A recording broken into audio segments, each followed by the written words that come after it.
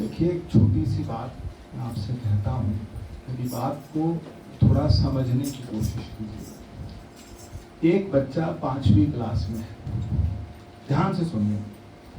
5वीं क्लास में बच्चा पढ़ता है और फर्स्ट आया, एक साल फर्स्ट आएगा, फिर वो बच्चा कहे मुझे दोबारा 5वीं पढ़नी,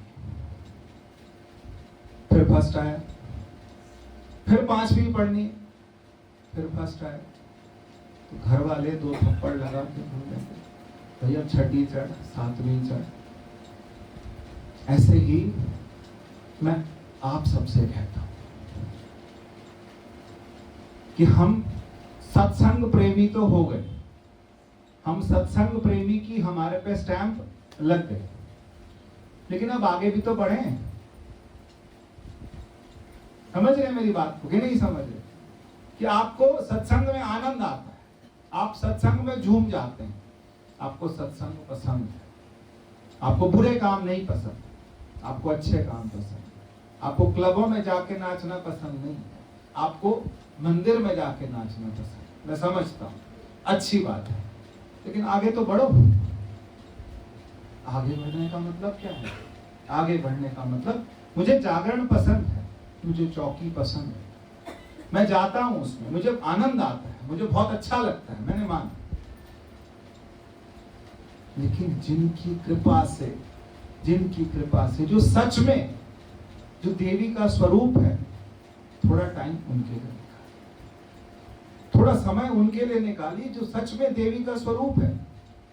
देवी भागवत क्या कह रही है, दुर्गा सप्तशती क्या कह रही है, देवी का सच में स्वरूप है क्या? बीच में पिछले 50 सालों के अंदर इस देश में जो हुआ वो कुछ अच्छा नहीं हुआ। 50-60 सालों में जो स्वरूप था देवी का वो कहीं ना कहीं बदल गया। हम जगरातों में पहुंच गए, हमने जाकर के क्या करा, डीजे बड़े बड़े बजाने शुरू करे, हमने ऐसी ऐसी आवाजों में, ऐसे ऐसे गानों में, फिल्मी गानों को मिला मिला के भेंटें बना दी। हमने क्या किया, हमने जो तरीका था देवी की उपासना का, जो तरीका था वो खराब कर दिया।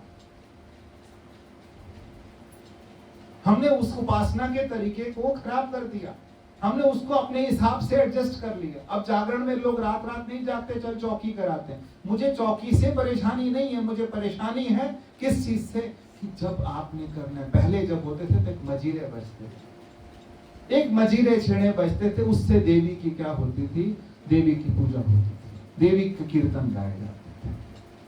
वो भी कीर्तन करने के बाद देवी का स्वरूप समझने की कोशिश करें।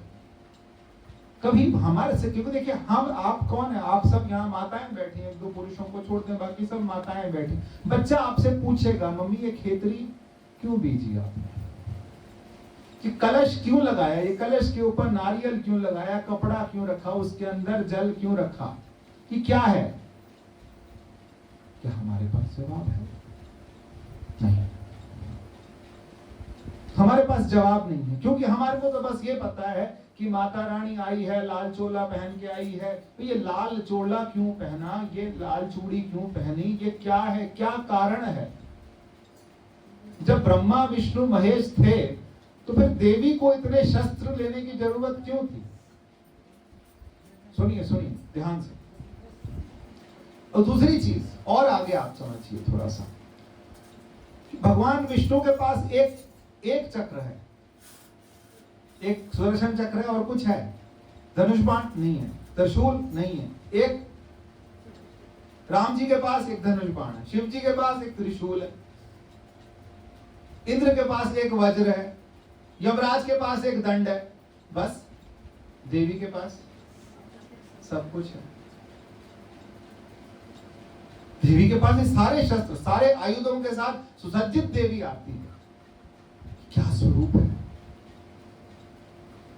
और इनका कर्म कांड में एक महत्व है, उसके बाद भक्ति में परम महत्व है, और उसके बाद ज्ञान में उससे ऊपर महत्व है। हम कब जाएंगे, हम 6ठी 7वीं 8वीं 10वीं 12वीं PhD तक कब पहुंचेंगे? यही जीवन है कि दूसरे की तैयारी है?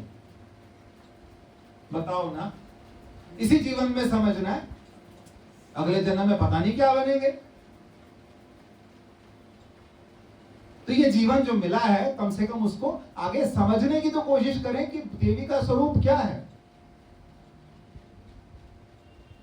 कि जिस समय महिषासुर जैसा राक्षस आया, और राक्षस जो जन्म हुआ, महिषासुर जैसे राक्षस का जन्म हुआ, तो महिषासुर ने पूरे सभी देवी देवताओं को, क्योंकि उसने वरदान ले रखा था। उसने किससे वरदान ले रखा था? उसने भगवान विष्णु से वरदान ले रखा था कि मैं और किसी से ना मरूं। किससे मरूंगा? किसी स्त्री से। और उसको लगता था स्त्री तो मुझे कोई मार नहीं सकता।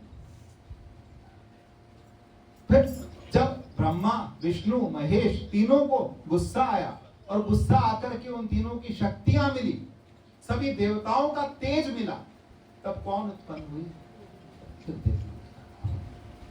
सभी देवताओं का, सभी ब्रह्मा का, विष्णु का, महेश का, इनका तेज मिला। तेज समझते हैं? इन सब की शक्तियां मिल करके एक शक्ति प्रकट हुई, और उनका नाम देवी भगवती रखा। तो ब्रह्मा जी ने अपना कमंडल दिया, विष्णु जी ने चक्र दिया, भगवान शिव ने अपना त्रिशूल दिया, इंद्र ने अपना वज्र दिया, दंड दिया यमराज ने, सबने अपने अपने क्या दिए? आयुध दिए, और उनको सुसज्जित किया कि देवी आप ही हमारी इस जगत की क्या करें? रक्षा करें। ये कर्म कांड में ये कहानी कही जाती है। फिर ऐसे ही क्या हुआ? मधु कैटभ को मारना था, तो किसका सहारा लिया गया? देवी। चंड मुंड को मारने के लिए किसका सहारा लिया गया? देवी। शुंभ और निशुंभ, शुंभ निशुंभ के शिष्य थे चंड और मुंड। इनको खत्म करने के लिए देवी के नामों के बारे में, चंडिका किसको बोलते हैं? जिसने चंड और चंड मुंड को मारा, उनका नाम चंडिका था। हवन जब करते हैं तो पंडित जी हवन करते समय, जब 11वें अध्याय का हवन करते हैं, तो उसमें एक आहुति डालते टाइम अनार तोड़ते हैं और अनार का आहुति डालते हैं। है ध्यान किसी को कि नहीं? अनार का मतलब, अनार किस क्या क्या दिखाना चाह रहे? रक्त दंतिका। जिसके दांत किसके हैं? लाल रंग के दांत है। लाल कैसे हो गए देवी के दांत? खून पिया किसी का। हाँ, किसका खून पिया? कौन से राक्षस का? रक्त बीज का। रक्त बीज जो था उसको वरदान था कि जब तेरा लहू जमीन पर गिरे, तो उस समय क्या होगा? उस समय उस लहू से और रक्त बीज जन्म होंगे, फिर लहू गिरेगा, फिर रक्त बीज आएंगे, फिर लहू गिरेगा, फिर रक्त बीज आएंगे। वो जन्म जाए जा रहे थे, बार बार जन्म ले रहे थे। फिर क्या हुआ?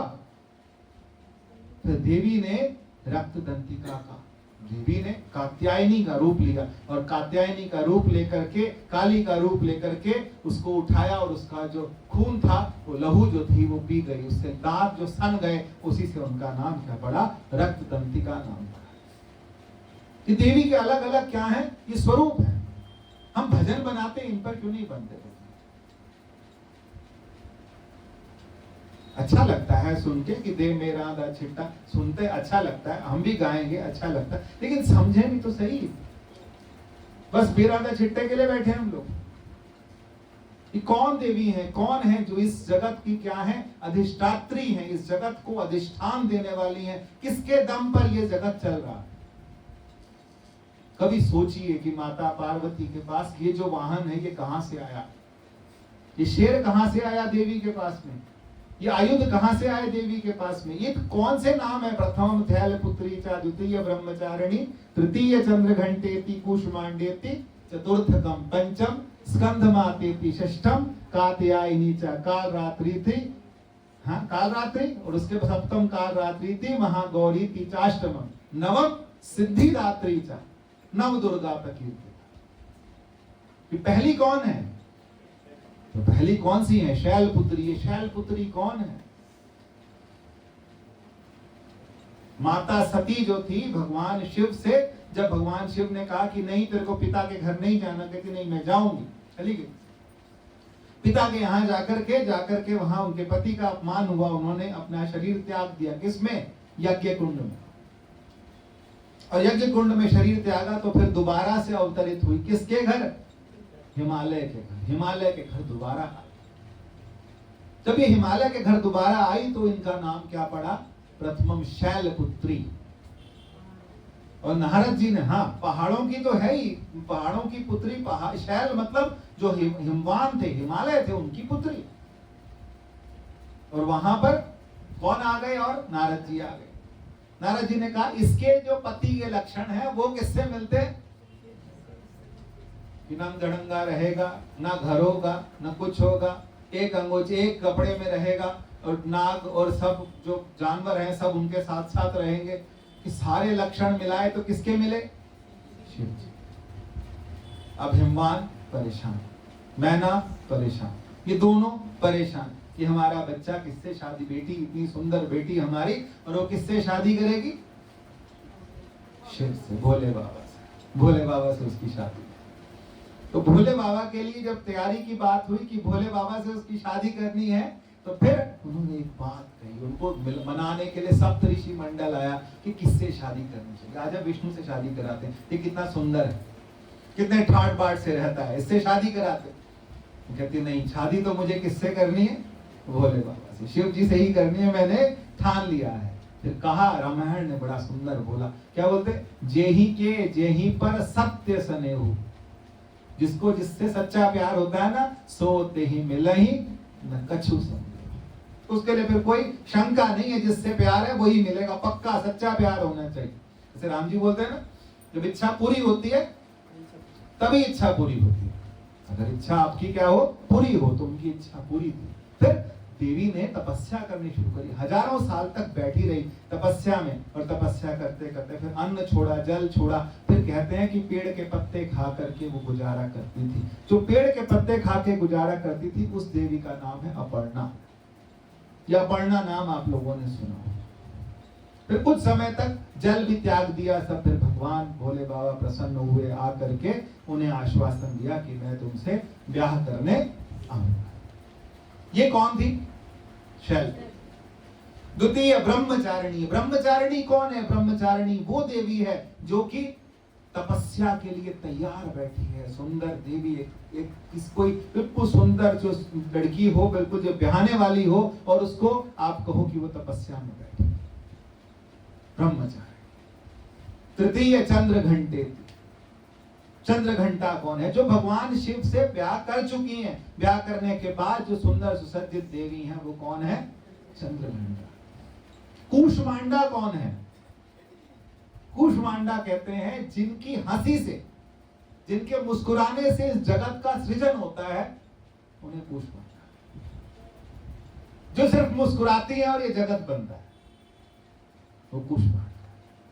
और कात्यायनी माता, तो कात्यायन एक ऋषि थे, उनकी पुत्री के रूप में उनका जन्म हुआ कात्यायनी। जब उन्हें क्रोध आया तब उन्होंने काली का रूप लिया, अन्यथा वो कात्यायनी थी। कात्यायनी माता का व्रत अभी भी लोग करते हैं, हरियाली तीज में भी वो व्रत किए जाते हैं। ये सब हमारे जो है ना चीजें जुड़ी हुई हैं, लेकिन थोड़ा सा शोर करना अच्छा है। शोर करिए, नाचिए, गाइए, पर थोड़ी देर शांति से बैठ के समझिए कि हमारा जो ये सनातन परंपरा, ये धर्म है, ये जो हमारा सनातन जो संस्कृति है, ये कितनी ऊंची है। हमको कहीं किसी दर पे धक्के खाने की जरूरत नहीं है। हमारे पास में क्या है? कुर्बानी में आता है ना, क्या बोलते हैं? प्यू डाडेदा मैं खोल डिठा खजाना। अभी इसमें समझाने के लिए कुछ नहीं है मेरे को। प्यू डाडे का मतलब बाप दादा का मैंने क्या करके खोल के देखा? खजाना।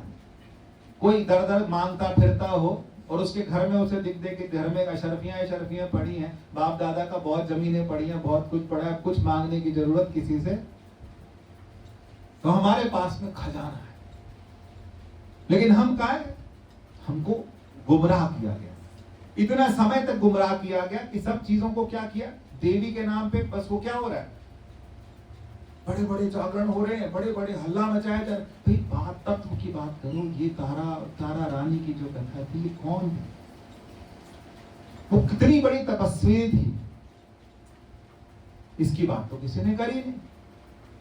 ढंग से समझ जाए ना, समझना किसी ने है ही नहीं।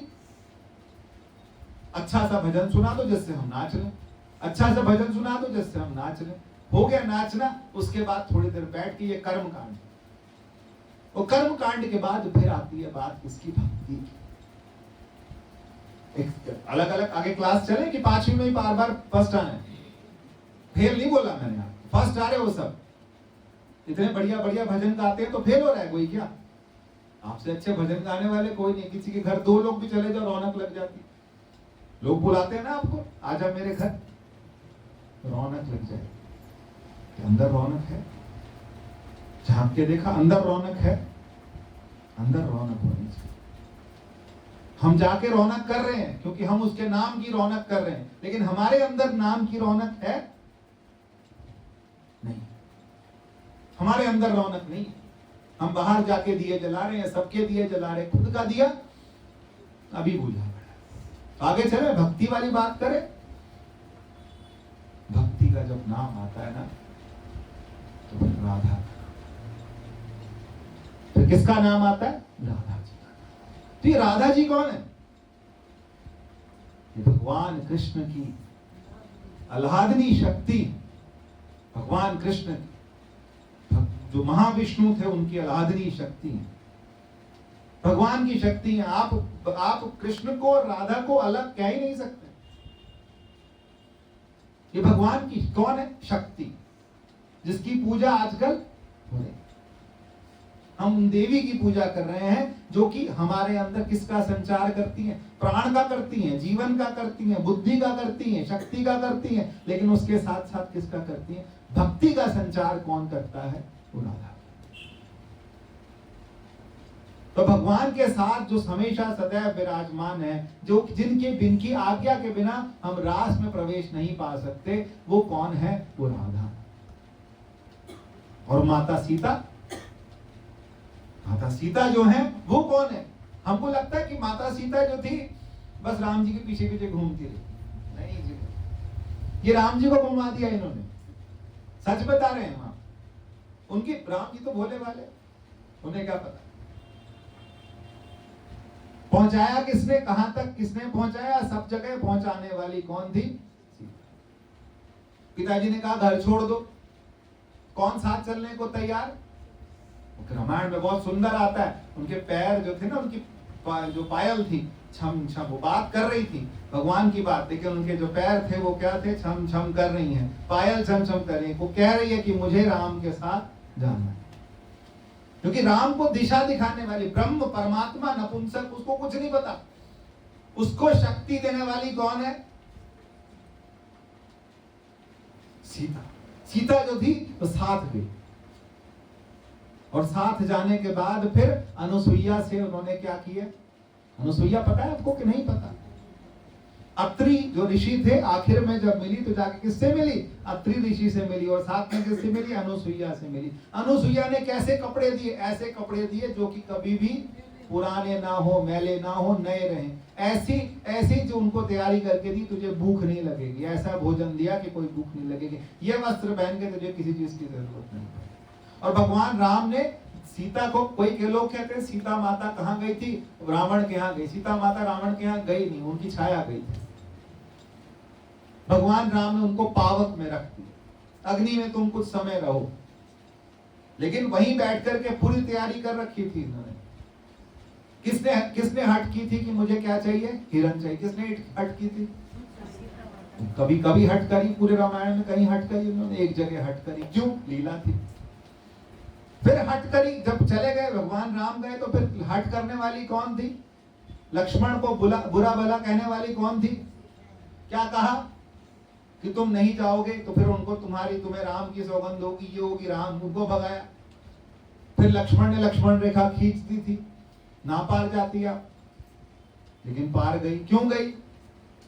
क्योंकि जाऊंगी नहीं, भिक्षा तो सब ठीक है, फिर लीला कैसे होगी? फिर वहां पहुंच करके रावण की अशोक वाटिका में बैठी रही, पूरी तपस्विनी की तरह एक जाकर के वहां बैठी रही। और हनुमान जी ने कहा, क्या कहा हनुमान जी ने? कि मैं भी ले जाता हूं। कहती मैं नहीं जाती, मैं चली जाऊंगी तो फिर रावण का क्या होगा? रावण को भी तो मारना था। मैं तो तभी जाऊंगी जब राम आए। रावण का वध हुआ, उसके बाद देवी सीता। ये तो बेकार की बातें लोग बनाते हैं। देखो, दिमाग खराब करने की बातें बनाते हैं कि भगवान राम ने देवी सीता का त्याग किया था। वो दोनों पति पत्नी का आपस का एक डिसीजन था कि मैं वन में रहूंगी, वाल्मीकि ऋषि के पास रहूंगी, वहीं मेरे 2 बच्चों का जन्म होगा, लीला। और तुलसीदास जी क्या बोलते, रामायण की शुरुआत में 4था श्लोक है, उद्धव स्थिति संहार कारिणी क्लेश हारिणी सर्वश्रेयस्करी सीताम नतोयम राम वल्लभाम। कौन है? उद्धव। उद्धव का मतलब क्या होता है? पैदा करने वाली। राम जी का नाम नहीं लिया इसमें। उद्धव पैदा करने वाली माता सीता, स्थिति संभालने वाली माता सीता, संहार करने वाली माता सीता। ये सब करने वाली कौन है? ये देवी। देवी का एक स्वरूप है। ये तीनों अलग नहीं है। उमा रमा ब्रह्माणी जय जय, यही गाते हैं ना। राधा सीता रुक जाया करो, थोड़ी देर गाते गाते रुक जाया करो कि जो गाया है वो सच में गाया क्या है। ब्रह्माणी रुद्राणी तुम कमला रानी, यही गाते हैं।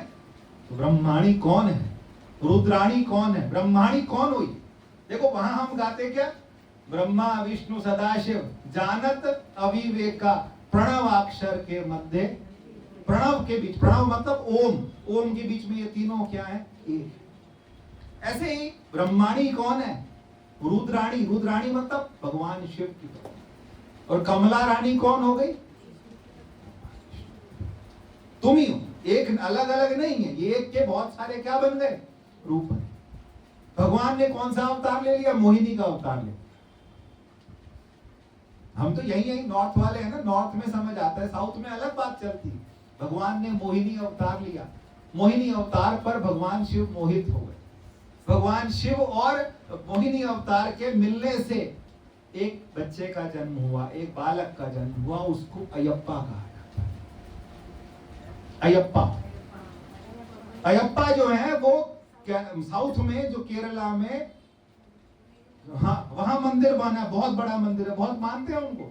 ये किसके पुत्र हैं? ये भगवान शिव के और भगवान विष्णु के मोहिनी अवतार के पुत्र हैं अयप्पा।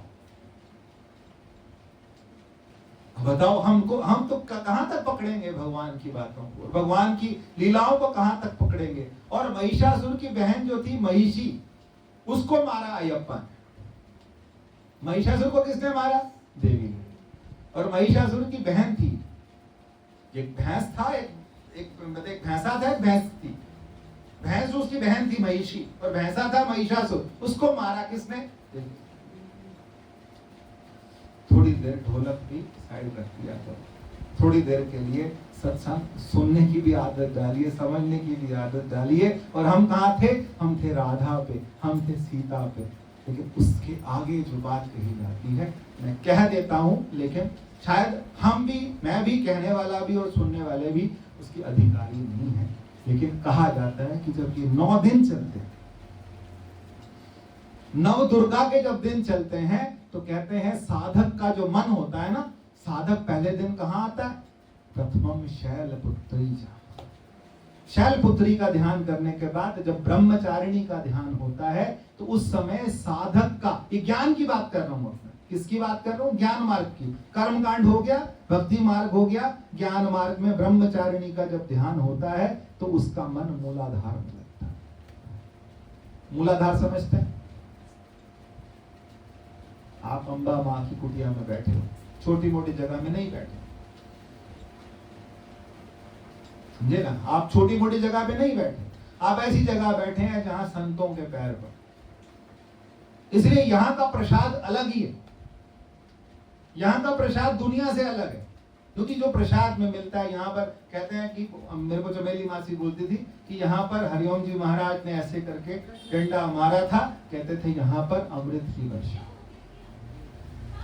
यहाँ अमृत की वर्षा होगी। ये स्थान ईश्वर उनको अपने स्थान, अपने चरणों में स्थान दे, जिसने अपना घर समर्पित कर दिया। और उसके ऊपर माता जी का आशीर्वाद, संतों के चरण पड़े इस स्थान पर। और ये जो बात है, ये उन्हीं के आशीर्वाद से मैं भी कहना चाहता हूं कि सबसे बड़ी बात कि जब साधक क्या करता है? ध्यान करता है, तो उसका पहले दिन कहाँ ध्यान जाता है? ब्रह्मचारिणी का जब ध्यान करता है, तो मूलाधार चक्र में ध्यान लगता है।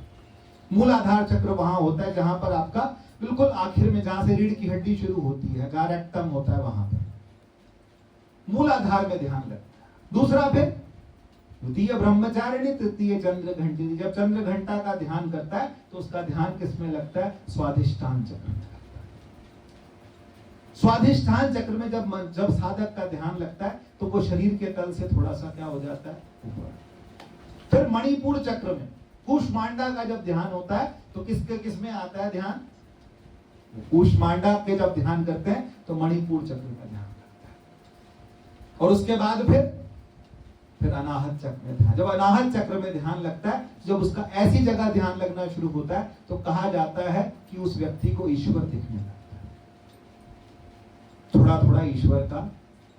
अब आप देखिए, उस व्यक्ति का मन करता है कि मैं ईश्वर के प्रेम में नाचूं, से ईश्वर दिखता है।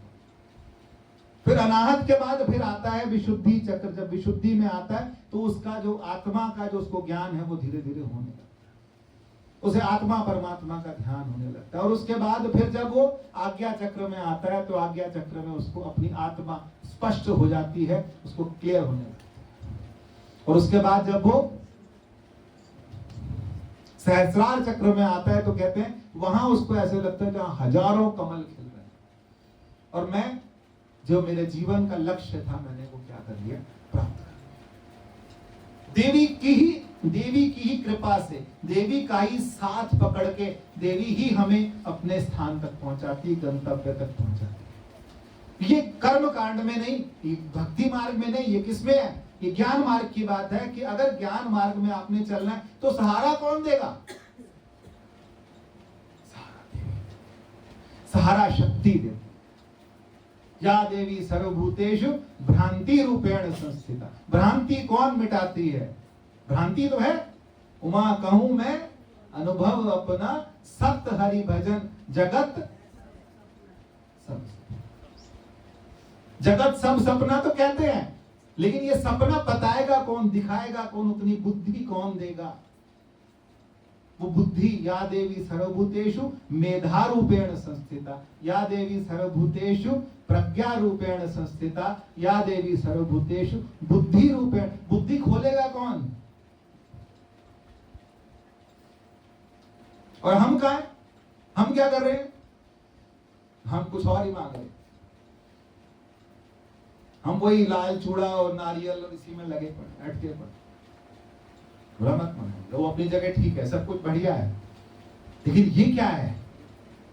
ये क्या है कि वो लक्ष्य तक, लक्ष्मी का मतलब माता जी क्या बोलते हैं, राम जी क्या बोलते हैं, जो लक्ष्य तक पहुंचा दे वो लक्ष्मी।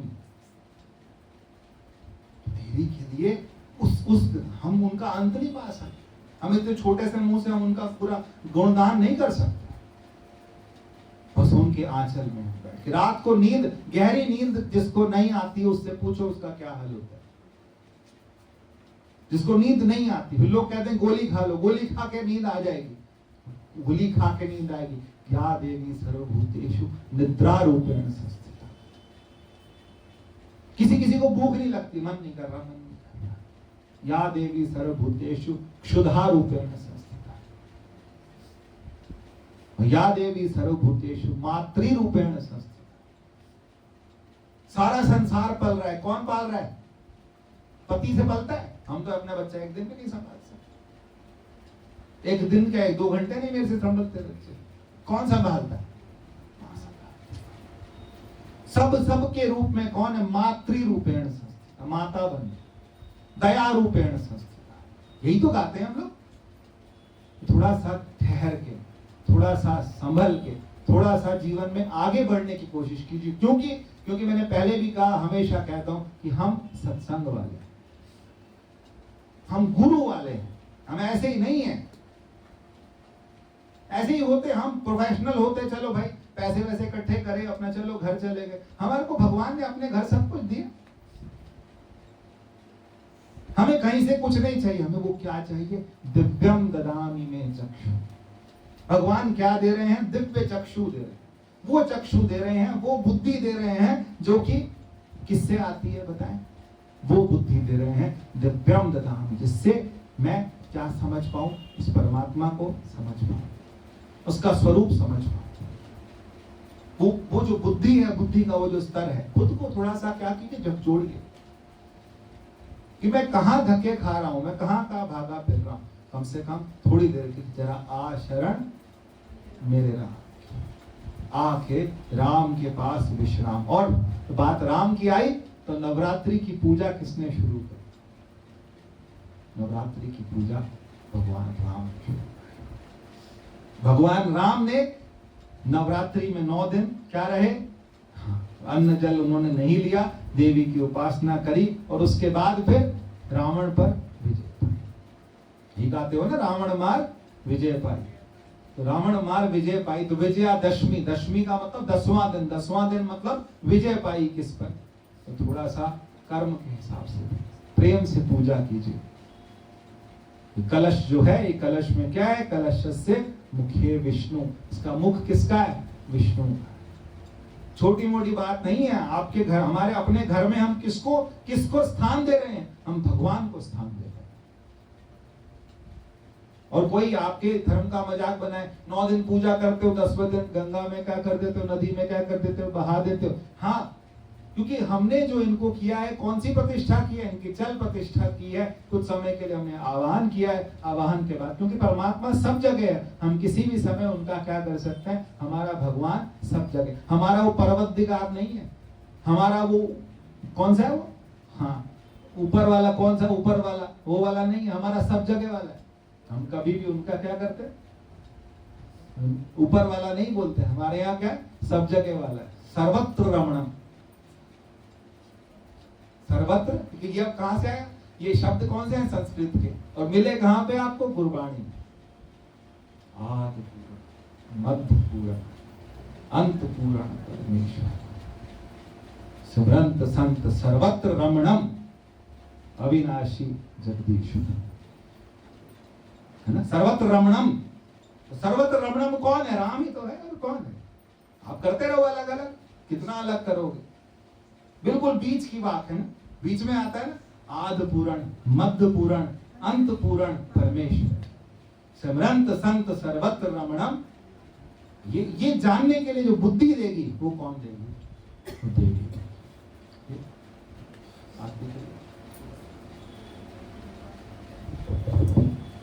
जैसे आजकल ये हिंदू मुस्लिम का बहुत चल रहा है, भजन संध्या हुई, हाँ,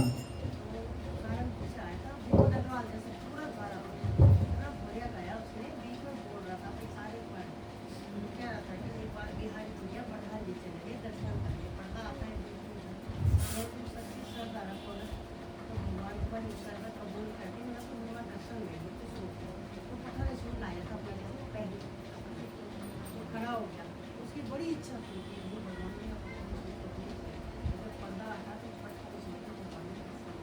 वो रसखान था। रसखान ने कहा था, हाँ, मुस्लिम था, लेकिन मैं कहता हूँ हजारों में कोई एक होगा। कबीर दास जी भी, चाहे कोई माने चाहे ना माने, थे मुस्लिम। लेकिन जो इस टाइम चल रहा है, वो इस समय माहौल बहुत गंदा चल रहा है ना। और गुरु गोविंद सिंह जी कहते थे कि कोई व्यक्ति तेल में हाथ डाले और उसके बाद किसमें डाले? तिलों में हाथ डाले, और जितने तिल मिले उतने तिल गिन लो, और उतनी बार भी कोई मुसलमान कसम खाए तो मत, उतनी बार भी वो कसम खाए तो मत। ये कौम जो है ये अलग है, इनका सिद्धांत अलग है ना। तो थोड़ा सा बच के रहें इनसे, ठीक है? बातें सुनने में अच्छी लगती हैं, कहने में अच्छी लगती हैं, पर ये बरतने लायक नहीं। रहीम भी थे, लेकिन ये आगे अब बरतने वाले नहीं, बहुत